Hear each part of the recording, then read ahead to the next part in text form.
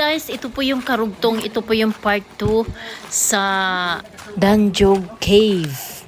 Po tayo ngayon dun sa pinakamalaking kuweba na kung saan nandun nakatira dati nung unang panahon yung mga Japanese, mga pirates. Doon po sila nakatira ng mga ilang taon. Doon natutulog, doon na lahat-lahat, doon sila kumain, doon nagluluto. Doon po natin makikita yung mga kagamitan nung unang panahon. 100 years ago o 200 years ago, siguro mga ganun. Kasi nung panahon pa ng mga Hapon, nung World War II, doon po yung ano nila, parang camp, yung parang kampo nila, doon sila nakatira. Baga parang nagtatago sila para hindi sila makikita. So ngayon pupunta po tayo doon. Ipapakita namin sa inyo kung anong itsura nyo sa loob. Kasi ako din po, di ko po alam kung anong itsura. Tara, samahan nyo kami guys. Ito po yung part 2. Okay.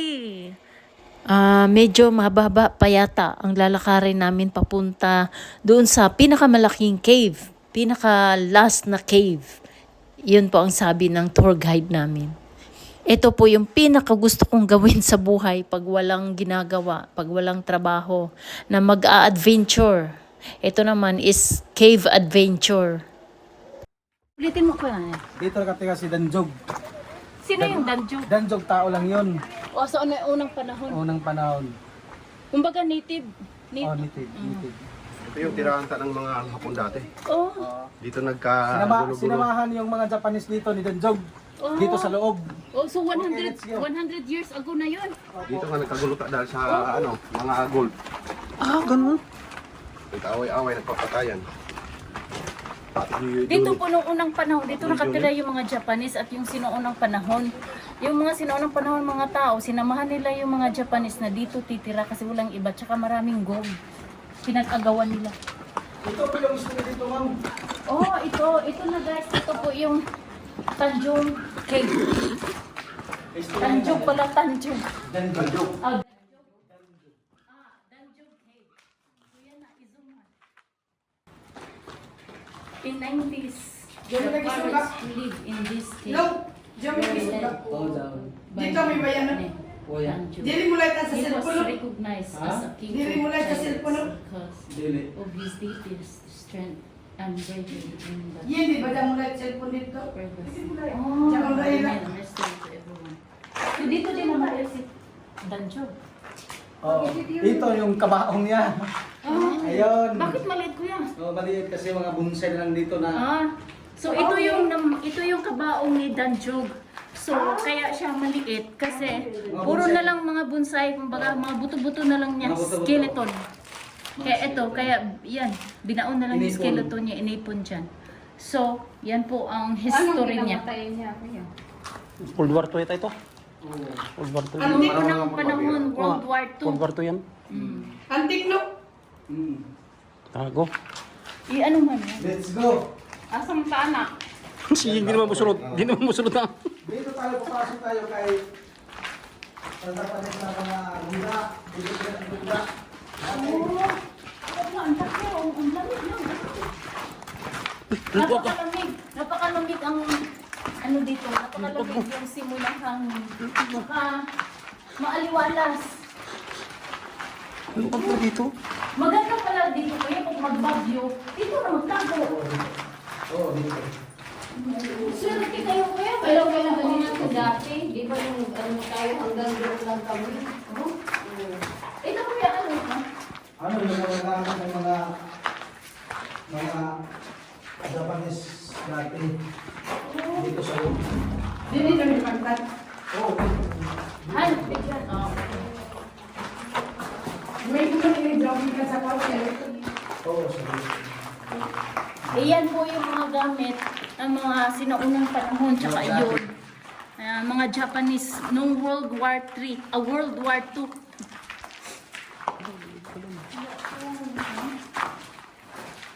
May tuyo dito sila. Wala. Igaling mo. Ito yung ano, dito ang mga pirates dati. Mga pirates Japanese. Dito naliligo sila. Ah, dali sa maligo, mga pirates. Ang galing oh. Ito yung ano Dagat yun, dagat. Bata ng mga pirates sa unang panahon. Yung mga pirates ba, yung mga dagat. Ito, dagat ito? Buti hindi. Dagat yan, dagat? Dagat yan. Ay, tina. Dito po sila naliligo, kumbaga parang swimming pool nila sa mga pirates noong World War II. Ang galing no? Siguro mga 100 years ago na ito. Napakalaki ng kuweba. Napakalaki talaga. Pwede ka dito guys mag-ano, pag may bagyo, malakas na bagyo, pwede dito magtago. Si Mio, dati dito na. Dito siya nagtago. Dito tago. Oh! Ang galing May no? ba? Oh, Kasi wala ano eh. ang nalusong ka no? malilim doon. Hindi naman kasi mga suri ba yun. Ang galing. Tsaka yung bato niya guys, ano, parang adobe, adobe talaga, hindi parang, Ito, ito. Hala, parang si Mama May, Mama Mary. Ang Ugat. Para yung may design nila. oo, napakaganda ng kuweba. Mga ano yun. Oh, nagbutas na doon. oh. Nature na nature talaga guys. Lamig oh. Oo, napakalamig. Siguro paggabi nito mas lalong malamig. Kuya, paggabi dito mas lalong malamig, no? Ito, ano rin mo to dito? Ang ganda dito, Wen. Kuan, parang sinasadya. Hindi ito man-made, kuya. Okay. Natural. Natural. Natural yan. Oo. Parang hugis tao lamang. Hindi siya man-made. Natural. Nature. Ang galing oh. Aircon oh, may aircon pa. Dito sila, doon sila magpahinga kung maano sila. Saan? Pahinga doon sila. Sa loob. Oo. Pag mag-unsa man. Yung Galing. mga... Maglingkod lang. Oo, yung mga security nila. Oo. Ano, maglingkod lang anak. Relibo sila. Dito sila mag-abang oh, yun oh, may butas yan eh. Oh. Wala hanggang bungad lang ta. Ang galing Ang oh. isuday mo? Oo, pero wala. tubig yun ma. May tubig. Di tayo Ang galing, no? makakap. May tubig yung tayo. Dito, dito. Dito man. Ano ka, wala na dyan. Wala na dyan. Ito yung kinain niya yung mga Japanese dati. Seal pagkain yan oh. Oo, mga shells. Itong mga shells na ito, empty shells, ito po yung kinakain ng mga Oo. Japanese noong unang panahon. Oo, dati. Kasi, syempre, walang mga ano. Ang galing. Mga 100 years ago pa to. Ilang century na to. Decade na yan, decade. Yung mga kinakain nila. Ang galing oh. Oh, bagsak. Pero ano, Wala bang skeleton dito ko? Di yan pala sa nanligo. Sulputin din pala yan. 1,000 yun. Pagkain nila. Wala nang kanin. Buti ito ko yan, hindi siya. Ano sa Ano, nagkuha na? di maubos ng tubig dito. Kasi Galing dagat eh. yung tubig sa ilalim, Ah. umutao, malaki siya. Oo. Lusot yan doon eh. Lusot. Lusot yan doon. Huwag ka sabihin mo, unas. Pero malalim yan, kuya. Dito tuloy ko limpyo, no? Oh? Dito ko limpyo. Lusot yan doon. Dito sa sauna, Paligo pa. kaliguan mo doon sila. Ay, Bisaya, hindi ko kuya. Sa akin din na. Ha? Magtagalog pa ka, hindi masakay sa Para pagtagalog. maintindihan sa Ay, lahat. nga pa yung tumanggalasot. Kasi marami dito vlogger galing Manila. Nag-iikot. Di ba doon mo? Kaya sila magtagalog din sila. Napakalaking kuweba. Napakalaking kuweba, guys. May kayo may ilaw no, na kuryente po siya. Kasi pinakano nila yung wire dito. Siyempre, kayo naitan ko. Ang galing talaga no. Ano, ang ganda. Super ganda talaga. Pag mag-low tide, mabaho. Pag high tide, O kasi ang tubig na galing mas sa labas. Ang galing talaga oh. Bilib talaga. Napunta na kayo ng Hagukan, diving spot.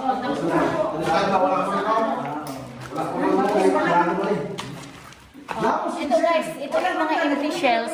Itong mga empty shells na to, ito po yung mga kinakain nila noong unang panahon.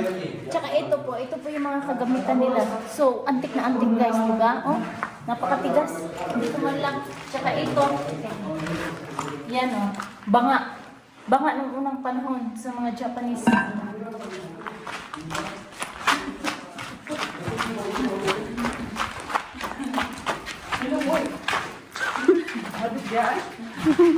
So ngayon, anak ko.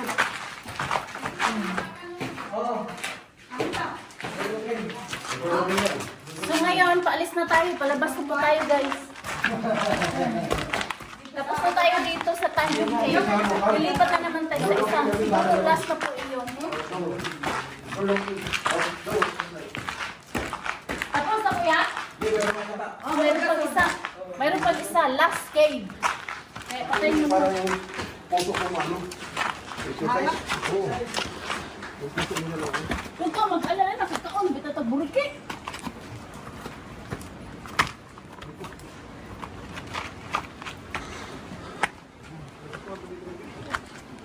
Ayaw pa rin duyan na.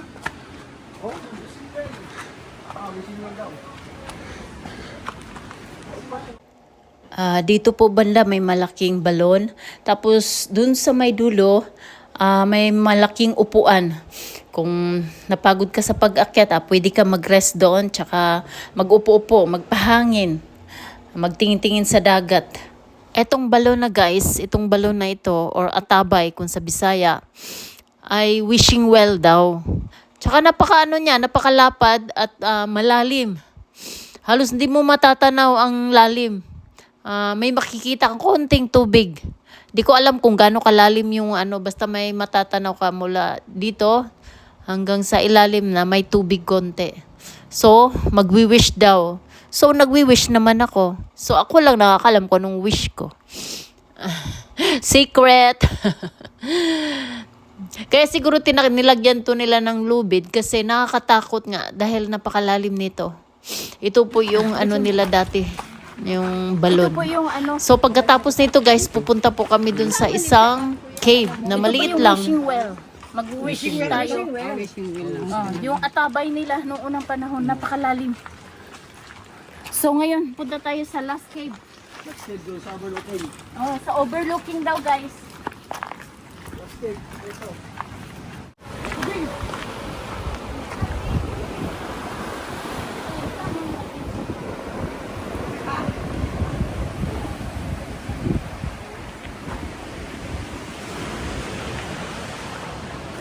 So guys, dito tayo papasok. Entrance po sa last cave.